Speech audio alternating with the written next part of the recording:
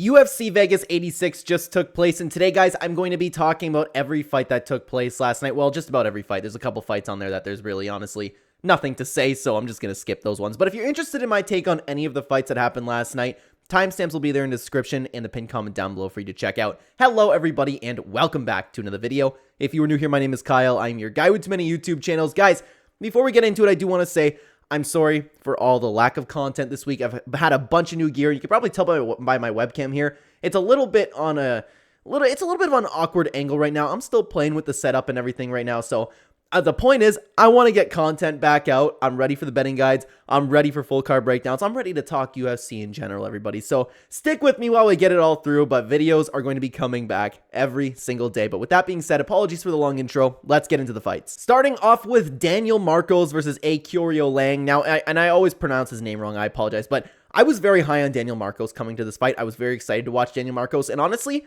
he was kind of living up to the hype. He was very precise, very patient, and I'm still not convinced that he's going to really be anything in the bantamweight division. I'm sure, don't get me wrong, he definitely has the capabilities of doing so, but I still don't know what to think. I know he is certainly better than, the bottom of the barrel. So, and I'm not saying Aoriqileng is at the bottom of the bantamweight division. I'm just saying, I don't know. I was pretty confident that Daniel Marcos would pull it off, and man, the nut shot, he was playing it up. He was playing it up. I'm sure it hurt, don't get me wrong, but we've seen worse. It's always possible that he wasn't playing it up, but I really think he did because Daniel Marcos was well on his way to winning, and unfortunately, I didn't get the bet that I placed on Daniel Marcos there. I was feeling really good about it, starting off the card huge, but hey, what can we do, right? And that brings us to Hyder Amil versus Fernie Garcia. Now, this was a very, very chaotic fight, very fun, very chaotic, and it was constantly back and forth. Now, I don't have too much to say about this one, to be honest, because again, it was like a sloppy mess. All of a sudden, one guy'd be on the ground, all of a sudden there'd be a transition, they'd be on top of each other, and then one guy got knocked down, the other guy got knocked down.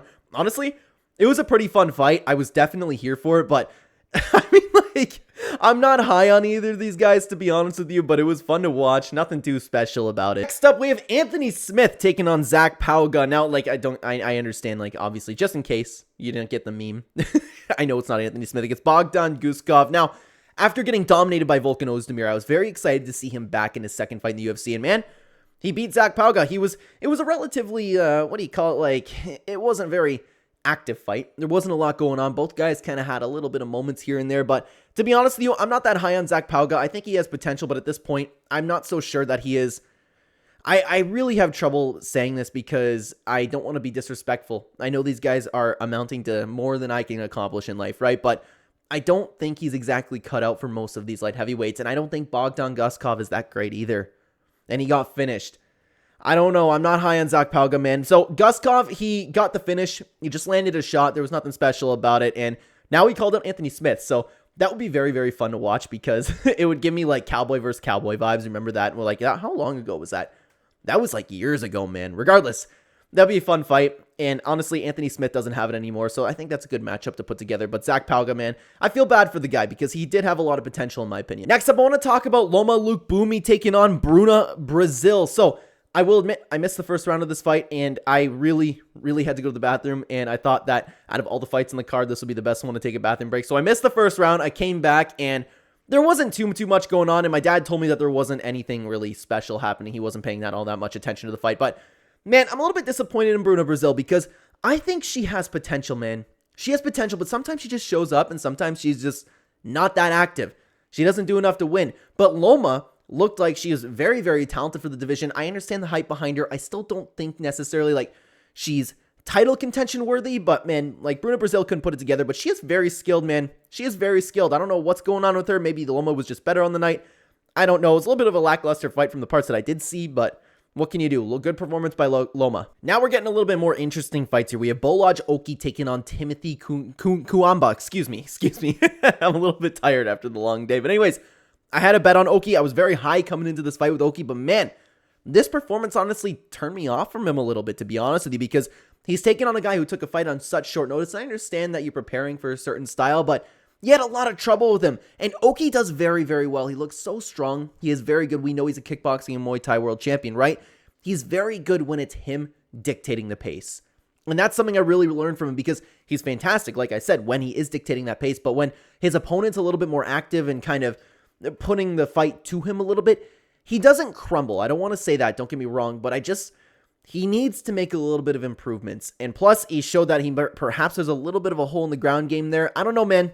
I don't know. I'm not feeling nearly as high from him as I was coming into this fight. Like, I wasn't saying like, oh my God, he's going to be the best fighter ever or anything, but I was pretty high on him. I was pretty confident that he was going to win this fight. And during this fight, I was like, yeah, he's getting tagged a little bit more than I would like. Ooh, I don't know, man. I don't know. I was getting a little bit of an odd feeling from Oki, but he had a great performance, great win. Don't get me wrong. He still definitely got the job done, but I don't know how I'm feeling about his next fight. I'm interested to see what they end up doing with him. Next up, I want to talk about Rodolfo Vieira versus Armen. And this one actually shocked me a little bit because I thought this was going to be a really, really good, highly contested back and forth fight, and the odds suggested that. It was kind of bouncing around from like one fighter being the favorite, one fighter being the underdog, and then ended up just about at even odds, especially during the fight. It was even odds. I believe it was even odds. Regardless, I was expecting this to be a back and forth fight. I was super, super excited for it.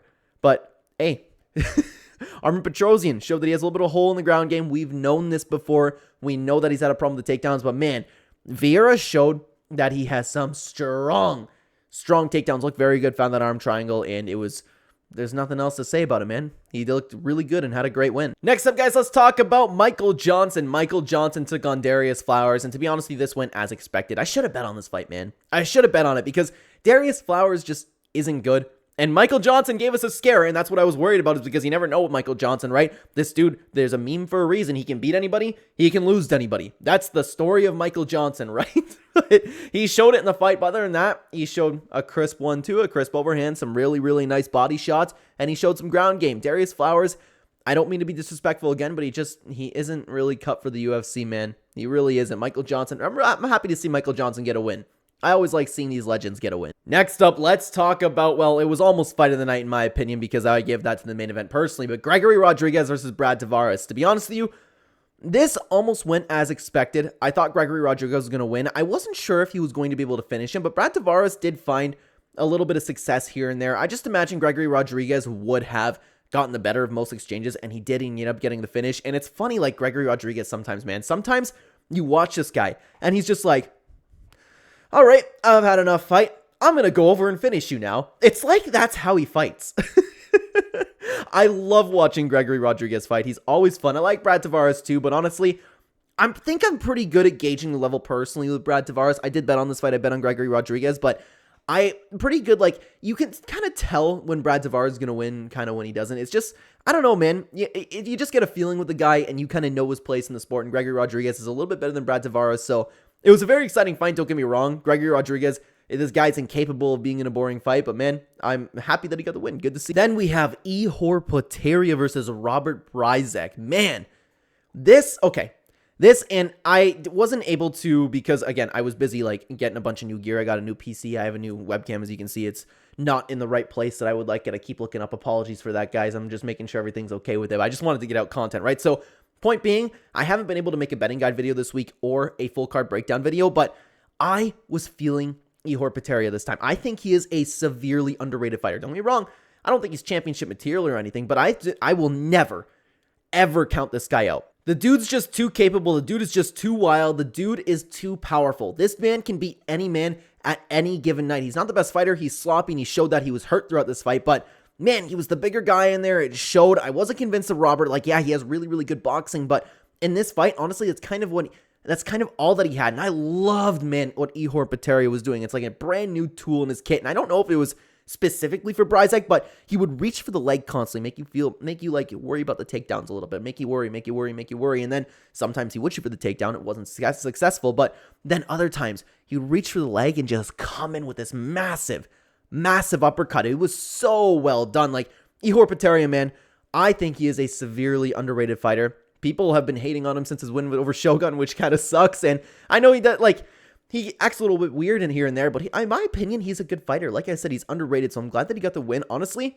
in 185, if you get the weight under control, he's a dude to watch out for, in my opinion. Now let's talk about Dan Ige. This one made me excited, guys, because I like Dan Ige. I think that, like, he's one of those fighters that put in such a, like, he's fought the toughest of the tough in the division. He doesn't always get it done, so I'm always sitting here kind of cheering for Dan Ige. I was very excited for this fight. Andre Fili, in my opinion, is he's a good fighter, but sometimes he doesn't always get the job done, kind of like Dan Ige, to be honest with you. But Ige landed a bomb and finished Andre Fili, which was very shocking in my opinion, because one of the bets that I placed in this card, and if you're interested in all the bets that I placed, that video will be coming out in a couple days, but I didn't see that coming. I thought this was going to be a tough fight for 3 rounds, so I put a bet that this would go over 1.5, and I was like, oh, that was the biggest shock on the card to me, to be honest. That was crazy, but I'm very happy for Danny Ige. I'm always happy when he gets the win. I know he said in the post-fight interview that his wife could be in labor right now. I was like, oh my God. But hey, hope everything goes well for him. Now, guys, this does bring us to the main event of the evening, that being Joe Pyfer versus Jack Hermansson. This was a shocking fight. A shocking fight because Jack Hermansson, man, I will never count this dude out again. I wasn't counting him out completely because, honestly, and I wish I could have talked about this because there was a couple things that I said, just like Ihor Peteria, I've said that he's underrated. And I understand, like, you watching this video, I would understand if anybody watching this video just flat out didn't believe me because I didn't make a video saying that. It's easy to say after these fighters win, but I honestly wasn't convinced of Joe Pyfer. I wasn't. I thought he was good. I know the power's there. I know people are really high on him. I know that he's steamrolled a lot of guys, but I was not convinced of him, and that showed, man. That showed. Joe Pyfer looked pretty good the first couple rounds, but I think it was a little bit more of ring rust on the side of Jack Hermansson. But Jack Hermansson, man, he turned it on. Showed that legend veteran status that he has. Used that jab. Used the leg kick. And Joe Pyfer, I don't want to say he got exposed because he's still a good fighter. He was still doing very, very well. But the problem is Joe Pyfer clearly had an issue of being the nail. And that's not good. That's not good, especially if he's talking the game that Joe Pyfer does. And it's so funny, man, because, oh boy, don't get me wrong, I like Joe Pyfer, but the salty man Joe Pyfer stuff that Lucas Tracy started is just going to get worse and worse because he was already talking about all the media that he was doing, and I don't know, man.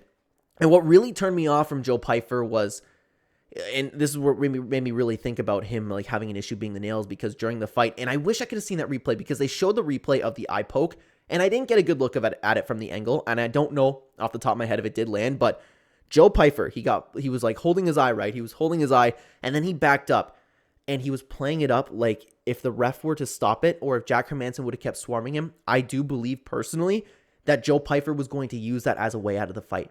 That's just how it appeared, because he was losing hard come round 3. He was losing very, very hard, but he had a problem with the leg kicks. He had a problem being the nail, and he had a problem. I don't know, like, was he just gassed and hurt, or did he have a heart issue? I don't know. We'll need to see a little bit more of Joe Pyfer, but Jack Hermansson, man, I'm very happy that he got the win. I'm a big fan of Jack Hermansson. I always cheer for Jack Hermansson because the rest of the world doesn't really care about Jack Hermansson, and I think he's a good fighter. I think he's a good guy, so I'm happy that Jack Hermansson got the win here. I'm not on the hate train for Joe Pyfer. I know quite a few MMA fans don't like Joe Pyfer right now. Salty man Joe Pyfer, like that's been going around, right? But I'm interested to see where he goes from here. If he fixes up a couple things in his game, improves from this, maybe starts working on checking some leg kicks. It's a little bit unfortunate for Joe Pyfer. The UFC was really pushing him. He was very confident. And to be honest with you, another thing that I was thinking during this fight is Joe Pyfer coming in, and he was walking down like Joe Pyfer. He was super ultra confident, right? Walking down, hands down a little bit, going forward.